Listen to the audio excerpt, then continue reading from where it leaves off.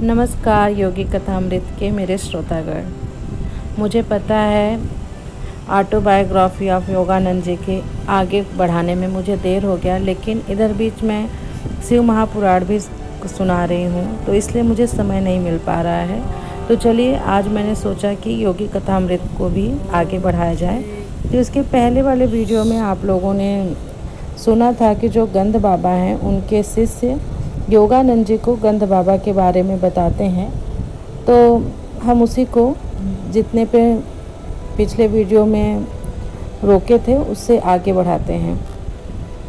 तो चलिए उनकी जीवनी को स्टार्ट करते हैं। योगानंद जी के उस महान गंध बाबा के बारे में उनके शिष्य योगानंद जी को बताते हैं कि गंध बाबा हमेशा ही केवल साधारण उच्चारण से सुगंध निर्माण नहीं करते, जैसा तुमने अभी देखा। शिष्य के बोलने में अपने गुरु के प्रति गर्व प्रकट था। व्यक्ति के स्वभाव के अनुसार वे भिन्न भिन्न पद्धतियाँ अपनाते हैं। बाबा असामान्य हैं। कोलकाता के अनेक पढ़े लिखे लोग उनके शिष्य हैं। मैंने मन ही मन निश्चय किया कि मैं उन शिष्यों की संख्या में अपने को जोड़कर उस संख्या की और अधिक वृद्धि नहीं करूँगा। गुरु का अक्षरशः असामान्य होना मेरे मन के अनुकूल नहीं था। विनम्रता से गंध बाबा का अभिवादन कर मैं वहाँ से निकल पड़ा। घूमते घूमते घर जाते हुए मैं उस दिन की 3 विविधतापूर्ण घटनाओं के विषय में सोच रहा था। मैंने जैसे ही घर के द्वार से अंदर प्रवेश किया, मेरी बहन उमा सामने ही खड़ी थी। क्या बात है, आजकल तो मित्र के बड़े शौकीन बनते जा रहे हो। बिना कुछ बोले मैंने अपना हाथ बढ़ाकर उसे सूंघने का इशारा किया। कितनी मोहक गुलाब की सुगंध, और यह असाधारण रूप से तीव्र भी है। यह सोचते हुए कि यह तीव्र रूप से असाधारण है, मैंने चुपचाप दैवी रूप से सुगंधित किया गया फूल उसकी नाक के नीचे रखा। ओह चमेली, मुझे तो बहुत पसंद है। उसने फूल छीन लिया।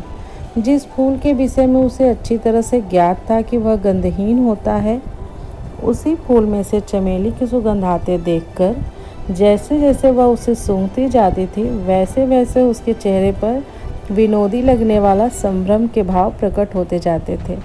उसकी इस प्रतिक्रिया ने मेरे मन से रहा सहा संदेह भी मिटा दिया कि हो सकता है गंध बाबा ने मुझ पर आत्मसम्मोहन का प्रयोग किया हो, जिससे केवल मैं ही सुगंध का अनुभव कर सकूं। बाद में मुझे अपने एक मित्र अलकानंद से पता चला कि गंध बाबा के पास ऐसी शक्ति भी थी जो यदि संसार के करोड़ों क्षुधा पीड़ितों के पास होती तो उनकी समस्या हल हो जाती। बरदान में गंध बाबा के घर में उस समय सैकड़ों लोगों में मैं भी उपस्थित था। अलकानंद ने मुझे बताया एक उत्सव था।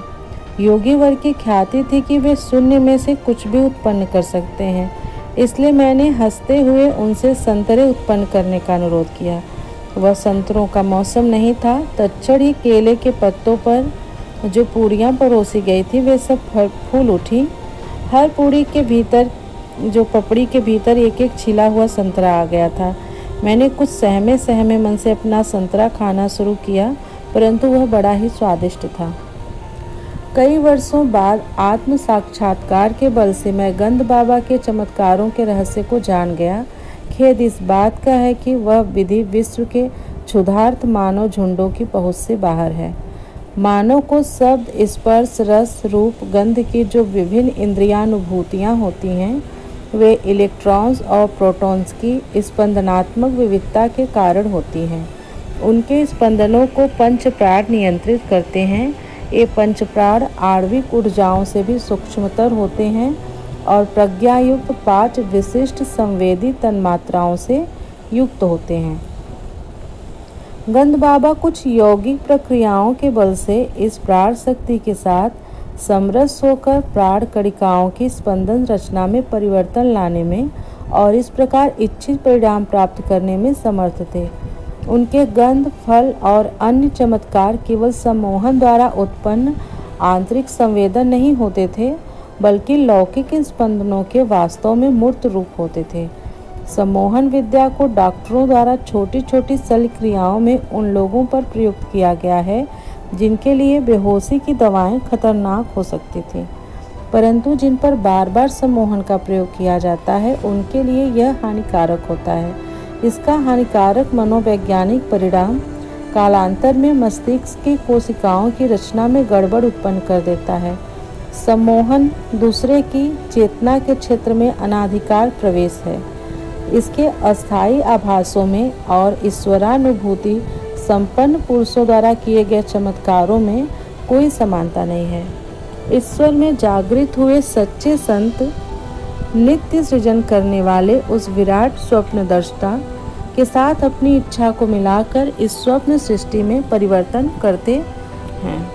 गंध बाबा जैसे चमत्कारों का प्रदर्शन करते थे, वैसे चमत्कार दिखाने से लोग आकर्षित तो होते हैं, परंतु यदि आध्यात्मिक दृष्टि से उनका कोई लाभ नहीं होता, मनोरंजन के अतिरिक्त उनका कोई प्रयोजन नहीं होता। अतः ईश्वर की यथार्थ खोज से ये साधक को पथच्युत कर देते हैं, पथ से भ्रष्ट कर देते हैं। असाधारण शक्तियों के आडंबरपूर्ण प्रदर्शन की सिद्ध जनों ने निंदा की है। फारस के संत अबू सईद ने जल, हवा और अंतरिक्ष पर अपनी चमत्कारी शक्तियों की सत्ता का अभिमान करने वाले कुछ फकीरों का उपहास किया था। मेढक भी पानी में आराम से रह सकता है, अबू सईद ने सौम्यता से उपहास करते हुए कहा था। चील, कौवे आसानी से हवा में उड़ सकते हैं। शैतान पूर्व में भी है और पश्चिम में भी। सच्चा मनुष्य वह है जो समाज में सदाचार का पालन करता हुआ रहता है और क्रय विक्रय करते हुए भी कभी एक क्षण के लिए भी ईश्वर को नहीं भुलाता है। क्रय विक्रय करते हुए भी कभी एक क्षण के लिए ईश्वर को नहीं भुलाना, इस आदर्श के पीछे भाव यह है कि व्यक्ति जो भी कार्य कर रहा हो उसमें उसका मन लगा होना चाहिए।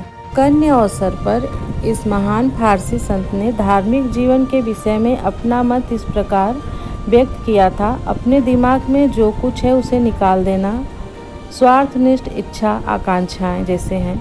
हाथ में जो कुछ है उसका मुक्त रूप से दान करना, आपत्तियों के आघात से कभी भी विचलित नहीं होना। न तो काली घाट के निष्प्रिय महात्मा और न तिब्बत से प्रशिक्षित योगी ही मेरी गुरु प्राप्ति की तीव्र इच्छा को संतुष्ट कर सके। किसी का आध्यात्मिक स्तर पहचानने में मेरे हृदय को शिक्षित करने की आवश्यकता नहीं थी। जब भी किसी सचमुच उदात्त व्यक्तित्व का सामना होता तब वह धन्य धन्य कर उठता था। यह धन्य धन्य और भी गूंजने वाली होती, क्योंकि यह कभी कभार ही और वह भी अंतरम गहराइयों से उठती। अंततः जब अपने गुरु से मेरा साक्षात्कार हुआ तब उन्होंने केवल उदाहरण की अत्युच्चता के द्वारा ही मुझे सच्चे पुरुष का परिमाण सिखाया। यहाँ पे गंध बाबा के चमत्कारी प्रदर्शन पूरा होता है। अब इसके बाद हमारा आएगा प्रकरण 6। उसमें योगानंद जी ने वर्णन किया है बाघ स्वामी का। उसको हम लोग अगले वीडियो में जानेंगे। कह नहीं सकती अगला वीडियो कब आएगा, तब तक आप लोग ध्यान से सुनते रहिए। और आप लोगों का समय देने के लिए, सुनने के लिए दिल से बहुत बहुत धन्यवाद।